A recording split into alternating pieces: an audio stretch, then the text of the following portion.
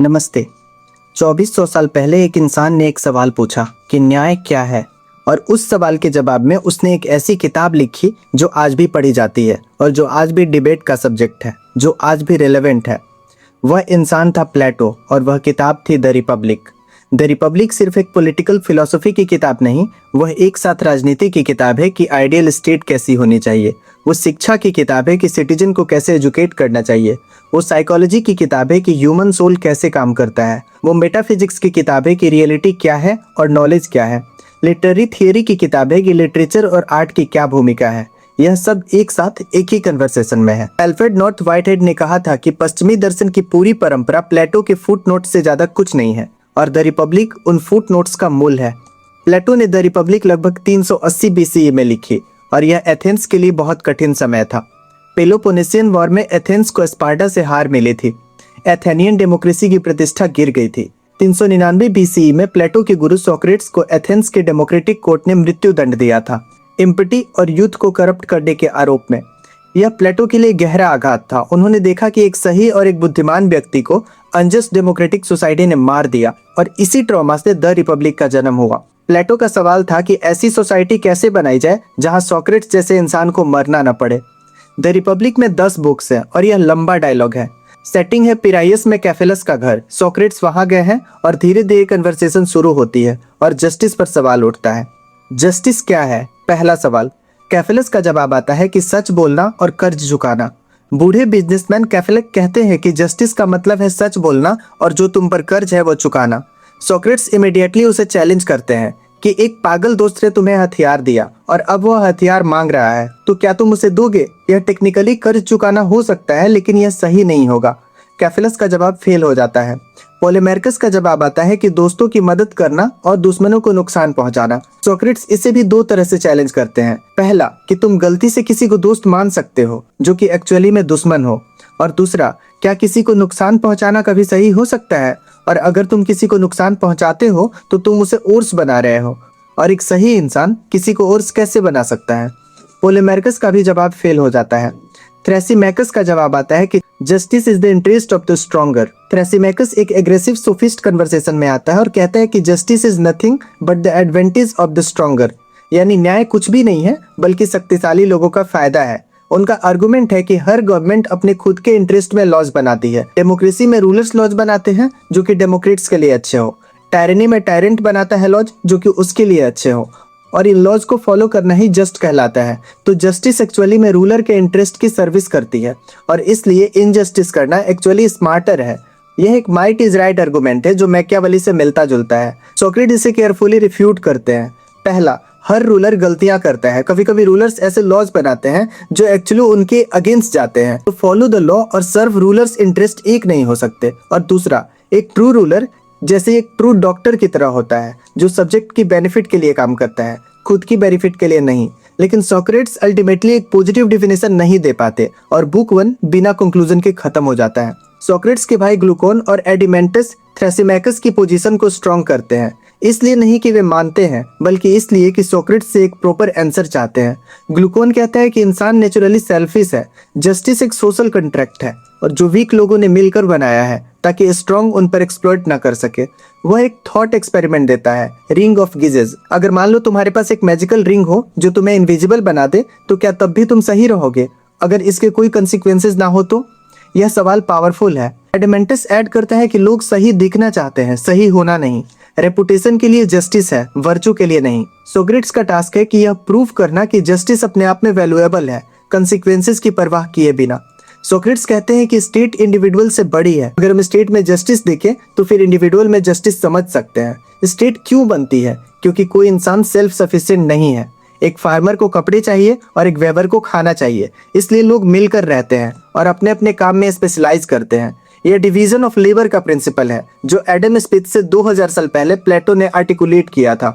जैसे जैसे स्टेट बढ़ती है तो 3 क्लासेज इमर्ज करती हैं। रूलर्स जो कि गवर्न करते हैं, ऑक्सिलियरीज जिन्हें गार्जियंस कहते हैं जो स्टेट को डिफेंड करते हैं, और प्रोड्यूसर्स जैसे फार्मर्स, क्राफ्ट्समैन, मर्चेंट्स जो कि इकोनॉमिक नीड्स पूरी करते हैं। प्लेटो कहते हैं कि स्टेट को स्टेबल रखने के लिए लोगों को एक नोवेल लाई बतानी होगी। वह लाई यह है कि गॉड ने डिफरेंट लोगों को डिफरेंट मेटल्स से बनाया है। गोल्ड से रूलर्स को बनाया है, सिल्वर से गार्जियंस को बनाया है और प्रोड्यूसर्स को आयरन या ब्रोंज से बनाया है। यह क्लास सिस्टम को डिवाइनली ऑर्डेन्ड बनाता है ताकि लोग इसे एक्सेप्ट करें। प्लेटो यह भी कहते हैं कि अगर ब्रोंज पेरेंट्स के गोल्ड चाइल्ड पैदा हो तो उसे रूलर क्लास में प्रमोट करना होगा। क्लास मेरिट पर बेस्ड है, बर्थ पर नहीं। प्लेटो बहुत डिटेल में गार्जियंस जो कि ऑक्सिलियरीज होते हैं उनके एजुकेशन की बात करते हैं। उन्हें म्यूजिक और जिम्नास्टिक होना चाहिए क्योंकि दोनों जरूरी है। म्यूजिक सोल को और जिम्नास्टिक बॉडी को सेप करती है। लेकिन यहाँ प्लेटो एक कंट्रोवर्शियल स्टैंड लेते हैं। वे कहते हैं कि ट्रेडिशनल ग्रीक पोएट्री होमर और हेसियोड को सेंसर करना होगा क्योंकि उनमें गॉड्स को झूठा, कायर और इमोरल दिखाया गया है। यह यंग गार्जियन के कैरेक्टर को करप्ट करेगा। यह सेंसरशिप का अर्ली आर्गुमेंट है। एक सही स्टेट में 4 वर्चूज होने चाहिए। पहला विजडम, रूलर्स में वे वाइजली गवर्न करें। दूसरा करेज, गार्जियंस में वे ब्रेवली डिफेंड करें। तीसरा टेम्परेंस, यह सब क्लास में जरूरी है। हर क्लास अपनी लिमिटेशन एक्सेप्ट करे। फिर जस्टिस, यह तब तय होती है जब क्लास अपना काम करे और दूसरों की क्लास में दखल ना दे। Justice is doing one's own work and not meddling with what belongs to others. Socrates 3 waves introduce करते हैं, 3 रेडिकल प्रपोजल्स जो सोसाइटी को शॉक करेगी। पहली वेव, प्लेटो आर्गू करते हैं कि वुमेन भी गार्जियन और रूलर्स हो सकती हैं। नेचर में मेन और वुमेन के बीच रिलेवेंट डिफरेंस नहीं है, सिर्फ बायोलॉजिकल रिप्रोडक्शन को छोड़कर। यह 380 बीसीई में एक एक्स्ट्राऑर्डिनरीली प्रोग्रेसिव आइडिया था। दूसरी वेव, रूलर के लिए प्राइवेट फैमिली नहीं होगी, मैरिज स्टेट द्वारा अरेंज होगी, यूगेनिक्स के आधार पर। बच्चों को कम्युनिटी रेज करेगी। यह इसलिए कि private family private interest create करती है। रूलर्स को सिर्फ कॉमन गुड देखना है। यह बहुत कंट्रोवर्शियल है। यह इंडिविजुअल फ्रीडम का कंप्लीट डिनायल है। तीसरी wave, until philosophers are kings or the kings and the princes of this world have the spirit and power of philosophy, cities will never have rest from their evils। यानी जब तक दार्शनिक राजा नहीं बनते राज्यों को शांति नहीं मिलेगी। क्यों? फिलोसोफर क्यों? क्योंकि फिलोसोफर अकेला फॉर्म ऑफ गॉड को जानता है, अल्टीमेट ट्रूथ को जानता है, और जो अल्टीमेट ट्रूथ जानता है वही ट्रूली गवर्न कर सकता है। यहाँ प्लेटो अपना सबसे original and profound idea present करते हैं। हम जो दुनिया देखते हैं यह रियल नहीं है, यह चेंजिंग, इम्परमानेंट एंड इम्परफेक्ट है। रियल वर्ल्ड है फॉर्म्स का, एक अब्स्ट्रैक्ट, इटर्नल और अनचेंजिंग रियल। तुमने अनेक ब्यूटीफुल चीजें देखी, फ्लावर्स, पीपल, सनसेट्स, ये सब डिफरेंट है, ये सब चेंज होती है, लेकिन इन सब के पीछे एक फॉर्म ऑफ ब्यूटी है, इटर्नल, अनचेंजिंग एंड परफेक्ट। यही ट्रू ब्यूटी है, बाकी सब उसकी कॉपीज या शैडोज है। इसी तरह form of justice, form of truth and form of equality है। फॉर्म ऑफ गुड सबसे हाईएस्ट है। यह सन की तरह है जो फॉर्म्स को इल्यूमिनेट करती है। फिलोसोफर वह है जो सेंसरी वर्ल्ड से उठकर फॉर्म्स की दुनिया तक पहुंचता है, इसलिए वह गवर्न करने के लिए मोस्ट क्वालिफाइड है। प्लेटो डिवाइडेड लाइन का एनालॉजी देते हैं कि एक लाइन को 4 भागों में डिवाइड करो। Lowest imagination, second belief, third mathematical thinking and highest pure intelligence. यह एपिस्टोमोलॉजी की हायरार्की है, इग्नोरेंस से विजडम तक। द रिपब्लिक का और शायद वेस्टर्न फिलोसफी का सबसे फेमस पैसेज कि एक अंडरग्राउंड केव है, कुछ प्रिजनर्स बचपन से चैन में बंधे हैं, वे सिर्फ केव की वॉल देख सकते हैं, उनके पीछे एक फायर है। फायर और प्रिजनर्स के बीच लोग डिफरेंट चीजें लेकर चल रहे हैं और उन चीजों की शैडोज वॉल पर पड़ती है। प्रिजनर्स ने कभी रियल चीजें नहीं देखी, उनके लिए शैडोज ही रियलिटी है। वे शैडोज को नाम भी देते हैं, वे शैडोज के बारे में बात करते हैं, उनकी पूरी दुनिया शैडोज है। एक प्रिजनर को चैन से मुक्त किया जाता है, वह पहले फायर की रोशनी से तकलीफ उठाता है, उसे लगता है कि शैडो ज्यादा रियल थी। धीरे धीरे वह कीव के बाहर जाता है, सनलाइट से उसकी आंखें हर्ट होती है, लेकिन एडजस्ट करने के बाद वह देखता है पहले रिफ्लेक्शन, पानी में चीजों की इमेज, फिर एक्चुअल ऑब्जेक्ट जैसे पेड़, लोग, जानवर, फिर स्टार्स और मून जो कि रात में देखता है, और अंत में सन जिसको डायरेक्टली देखता है। वह समझता है कि सन ही सब कुछ को एग्जिस्टेंस देती है, सन ही रीजन्स और टाइम को गवर्न करती है। फिर उसका रिटर्न होता है, वह केव में वापस आता है और अपने साथियों को बताता है, लेकिन केव में उसकी आंखें डार्कनेस में एडजस्ट नहीं कर पाती, वह शैडोज को अब ठीक से नहीं देख पाता। साथी उस पर हंसते हैं और कहते हैं कि तुम केव से बाहर क्या गए कि अंधे हो गए। अगर वह उन्हें फोर्स करे बाहर जाने के लिए तो उसे मार देंगे। अब इसकी कुछ सिंबॉलिक मीनिंग है। केव इस दुनिया की ignorance, shadows sensory perceptions, fire इस दुनिया का sun, partial truth, outside world, world of forms, true reality, sun, form of God, ultimate truth, released prisoner, philosopher, return to cave, philosopher का ड्यूटी टू गवर्न, और killing the philosopher, Socrates की death का reference. यह allegory 3 levels पर काम करती है। एपिस्टोमोलॉजिकल, knowledge के अलग अलग लेवल्स है, इग्नोरेंस से विजडम तक।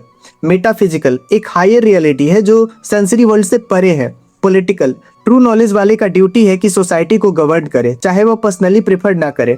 फिलोसोफर की एजुकेशन का लॉन्ग जर्नी है। 20 साल तक म्यूजिक, जिम्नास्टिक, मैथमेटिक्स, 10 साल तक डायलेक्ट्स यानी प्योर फिलोसॉफिकल रीजनिंग, 15 साल तक प्रैक्टिकल गवर्नेंस एक्सपीरियंस एंड 50 साल की उम्र में वे फॉर्म ऑफ गॉड को देखते हैं और फिर वे रूलर बनते हैं। यह रिग्रेस एजुकेशन इंश्योर करती है कि रूलर जेन्युइनली वाइज हो। प्लेटो 5 टाइप की गवर्नमेंट डिस्क्राइब करते हैं डिक्लाइन के क्रम में। एरिस्टोक्रेसी, फिलोसोफर किंग्स गवर्न करते हैं, विजडम रूल करती है, यह प्लेटो का आइडियल है। टिमोक्रेसी, एरिस्टोक्रेसी डिक्लाइन होती है जब मिलिट्री ऑनर विजडम पर डोमिनेंट हो जाती है। स्पार्टा इसका एग्जाम्पल है। टिमोक्रेटिक मैन एम्बिशियस होता है, ऑनर सीकिंग होता है, एथलेटिक होता है, लेकिन उसमें विजडम की कमी होती है। ओलिगार्की, डेमोक्रेसी डिक्लाइन होती है जब वेल्थ ऑनर पर डोमिनेंट हो जाता है, रिच लोग गवर्न करते हैं और पुअर को गवर्न करने का कोई राइट नहीं होता। सोसाइटी 2 क्लासेस में डिवाइड हो जाती है, रिच और पुअर। डेमोक्रेसी, ओलिगार्की फॉल होती है जब पुअर रिवोल्ट करते हैं। डेमोक्रेसी में हर किसी को फ्रीडम है, हर वॉइस इक्वल है। प्लेटो डेमोक्रेसी के सख्त खिलाफ थे आयरनिकली। क्यों? क्योंकि पहला, डेमोक्रेसी में मेजोरिटी रूल करता है लेकिन मेजोरिटी वाइज नहीं होती। दूसरा, डेमोक्रेसी में डेमोगेगुस आते हैं जो कि लोगों के इमोशंस को मैनिपुलेट करते हैं। तीसरा, डेमोक्रेसी में एक्सेसिव फ्रीडम होती है जो अल्टीमेट केओस में बदलती है। डेमोक्रेटिक मैन प्लेजर सीकिंग होता है, इनकंसिस्टेंट होता है, उसकी कुछ क्लियर वैल्यूज नहीं होती हैं और हर डिजायर इक्वली वैलिड होती है। यह एथेंस की क्रिटिक है जिस एथेंस में सोक्रेट्स को मारा गया था। पांचवा, टायरनी, डेमोक्रेसी डिक्लाइन होती है जब एक टायरेंट इमर्ज होता है जो पहले लोगों का चैंपियन बनता है और धीरे धीरे एब्सोल्यूट पावर लेता है। टायरेंट सबसे अनजस्ट इंसान है, वह अपनी डिजायर्स का स्लेव है, वह कंस्टेंटली फियर में जीता है। प्लेटो का आर्गुमेंट है कि टायरेंट सबसे मेजरेबल इंसान है, चाहे वह कितना भी पावरफुल क्यों ना दिखे। टायरेनिकल मैन डिजायर के कंप्लीट अंडर होता है, उसके कुछ रियल फ्रेंड्स नहीं होते और फियर ड्रिवन होता है जो कि मेजरेबल होता है। द रिपब्लिक का सबसे कंट्रोवर्शियल सेक्शन यहाँ है। प्लेटो कहते हैं कि पोएट्स और आर्टिस्ट को आइडियल स्टेट से बाहर निकालना होगा। यह शॉकिंग है लेकिन उनका लॉजिक है। पहला आर्गुमेंट, आर्ट इमिटेशन की इमिटेशन है। एक बेड का फॉर्म है रियल बेड, एक कारपेंटर उस फॉर्म को कॉपी करके एक फिजिकल बेड बनाता है, एक पेंटर उस फिजिकल बेड को कॉपी करके पेंटिंग बनाता है, तो पेंटर फॉर्म से 2 स्टेप दूर है और ट्रूथ से दूर ले जाता है। दूसरा आर्गुमेंट, पोएट्री और ड्रामा इमोशन को अपील करते हैं, रीजन को नहीं। ट्रेजेडी हमें रुलाती है, कॉमेडी हमें हंसाती है। यह इमोशनल इंडल्जेंस रीजन को वीकन करती है, यह रेशनल इंसान के लिए डेंजरस है। तीसरा आर्गुमेंट, पोइट्स गॉड्स को इमोरल दिखाते हैं, हीरोज को कायर दिखाते हैं, यह फॉल्स मॉडल्स क्रिएट करता है। प्लेटो का कंक्लूजन है कि there is an ancient quarrel between philosophy and poetry. Philosophy truth की तरफ ले जाती है और पोएट्री इल्यूजन की तरफ। लेकिन प्लेटो कहते हैं कि अगर पोएट्री यह प्रूफ कर सके कि वह प्लेजर के साथ साथ यूजफुल भी है तो उसे वापस इनवाइट किया जा सकता है। यह पैसेज वेस्टर्न लिटरेरी क्रिटिसिज्म का शुरुआती और सबसे इंपॉर्टेंट टेक्स्ट है। प्लेटो के बाद एरिस्टोटल ने पोएटिक्स में इसका जवाब दिया, पोएट्री को डिफेंड करते हुए। यह डिबेट आज भी जारी है कि लिटरेचर का क्या पर्पस है, एंटरटेनमेंट, एजुकेशन या ट्रूथ। यह आज भी डिबेट का विषय है। किताब का अंत एक मिथ से होता है, मिथ ऑफ अर एक सोल्जर है जो बैटल में मारा जाता है लेकिन उसकी सोल हेवन में जाती है और वह देखता है कि सोल्स अपना नेक्स्ट लाइफ चूज करती हैं। कुछ सोल्स पहले वाली लाइफ का अपोजिट चूज करती हैं। एक टायरेंट था, वह अगली बार एक ईगल चुनता है। ऑडिसस जो कि एडवेंचर से थक गया था, एक सिंपल ऑर्डिनरी और सिटीजन की लाइफ चुनता है। एर वापस आता है और यह सब बात बताता है। इसका मैसेज है कि सोल इमॉर्टल है, यहाँ की लाइफ टेम्पररी है, जो चॉइसेस हम करते हैं वे इटर्नल कंसिक्वेंसेज है। इसलिए सही जीना सबसे इम्पोर्टेंट है, न सिर्फ इस लाइफ के लिए बल्कि इटर्नल पर्सपेक्टिव के लिए भी। पूरी किताब का सफर यहाँ कंप्लीट होता है। प्लेटो का आंसर है कि जब रीजन स्पिरिट को गाइड करे तो दोनों मिलकर एपेटाइट को कंट्रोल करे। जब हर क्लास अपना काम करे, रूलर्स गवर्न करे और गार्जियंस डिफेंड करे, प्रोड्यूसर्स प्रोड्यूस करे और कोई दूसरे के काम में दखल ना दे। जस्टिस अपने आप में वैल्यूएबल है, कंसिक्वेंसेज की परवाह किए बिना। ग्लूकोन का रिंग ऑफ गिजेस का जवाब कि अगर तुम इनविजिबल हो जाओ तो भी इनजस्टिस करने में तुम्हारी सोल करप्ट होगी, तुम खुद को नुकसान पहुंचाओगे। द रिपब्लिक एक ऐसी किताब है जो 2400 साल बाद भी पर्सनली आपसे बात करती है। यह पूछती है कि तुम्हारी सोल में क्या गवर्न कर रहा है, क्या रीजन गवर्न करती है या एपेथाइट, क्या तुम्हारी लाइफ में जस्टिस है, इटर्नली हार्मनी है। प्लेटो का आइडियल स्टेट शायद इम्प्रैक्टिकल है, फिलोसोफर किंग शायद यूटोपियन है, लेकिन प्लेटो का कोर मैसेज टाइमलेस है। जो वाइज है वही गवर्न करे, जो सही है वही लीड करे और जस्टिस की शुरुआत खुद के भीतर से होती है। और एलेग्री ऑफ द केव का मैसेज है कि हम सब किसी न किसी केव में हैं और फिलोसफी का काम है उस केव से बाहर निकालने का साहस देना। यही द रिपब्लिक की इमॉर्टल लेगेसी है। Thank you.